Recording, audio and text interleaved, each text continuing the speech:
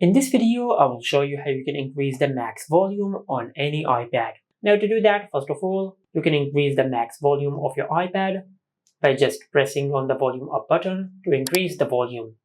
Or you can do the same thing by just opening the control center, and from here you can increase the volume of your iPad. But if you're feeling that the max volume of your iPad is still low, then just go to settings, and under settings just scroll down and tap on sounds. From here just scroll down and look for the option for volume limit. Now if you have enabled volume limit on your iPad, the maximum volume of your iPad will be limited at the percentage which you have set.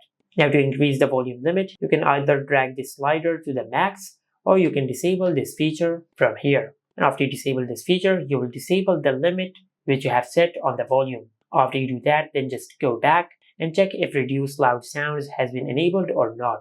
If this feature is enabled, just turn it off. Then finally, under headphones, just tap on reduce loud audio and check if this toggle is enabled or not.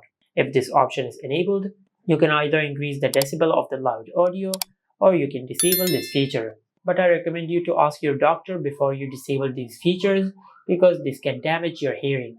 And this is it. Make sure to like, comment and subscribe. Thank you for watching.